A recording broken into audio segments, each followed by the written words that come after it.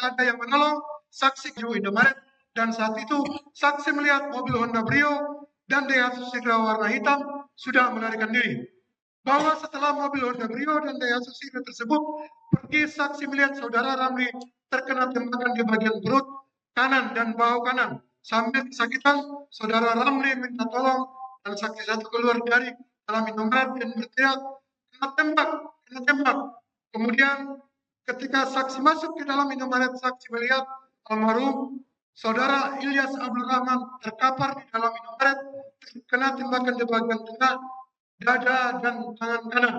Melihat kondisi almarhum saudara Ilyas Abdul Rahman, saksi membuka baju dan menutup luka agar darah almarhum saudara Ilyas Abdul Rahman tidak keluar. Selanjutnya, almarhum saudara Ilyas Abdul Rahman dan saudara Ramli dibawa ke RSUD Balaraja, akan tetapi dalam perjalanan menuju RSUD Balaraja, saudara Ilyas Abdul Rahman meninggal dunia, sedangkan saudara Ramli saat ini dirawat di RSCM Jakarta Pusat.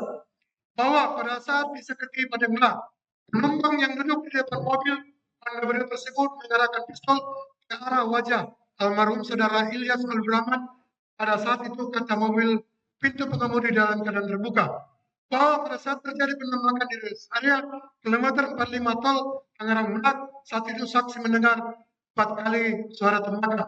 Bahwa harga saat saksi 18 rental mobil Honda Brio tersebut perharinya sekitar Rp600.000, karena saksi 18 rental selama 3 hari, sehingga saksi 18 membayar Rp1.800.000. Kemudian sebelum jatuh tempo, 2 GPS yang terpasang di mobil Honda Brio tersebut sudah dicopot dan tidak aktif, dan hanya sisa 1 yang aktif.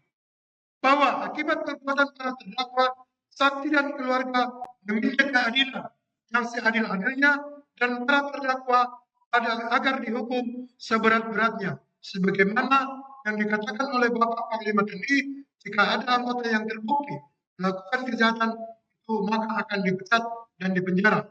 Atas keterangan saksi 2 tersebut, para terdakwa membenarkan seluruhnya.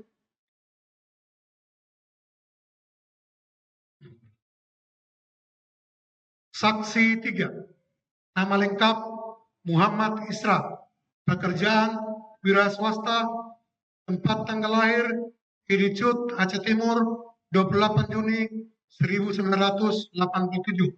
Jenis kelamin laki-laki, kewarganegaraan Indonesia, agama Islam. Alamat tempat tinggal Taman Raya Rajek, Blok I 15, nomor 14, RT 015 garis miring 005, Desa Mekarsari, Kecamatan Rajek, Kabupaten Tangerang. Di depan persidangan, saksi 3 menerangkan di bawah sumpah yang pada pokoknya sebagai berikut. Bahwa saksi 3 tidak kenal dengan para terdakwa dan tidak mempunyai hubungan keluarga. Bahwa pada tanggal 2 Januari 2025 sekira pukul 00.00 WIB, saksi bersama saudari Agam, saudari Ilyas Abdul Rahman berada di tempat rental mobil Makmur Jaya.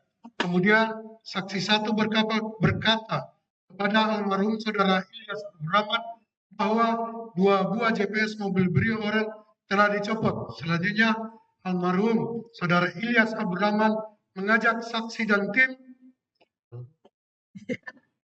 saksi 6, saksi 4, saksi 5, saksi 2, saksi 1 berangkat ke daerah Pandeglang menggunakan kendaraan jenis Expander warna putih, tepatnya di pertigaan Sakti Pandeglang, dan tiba sekitar pukul 02.15 WIB.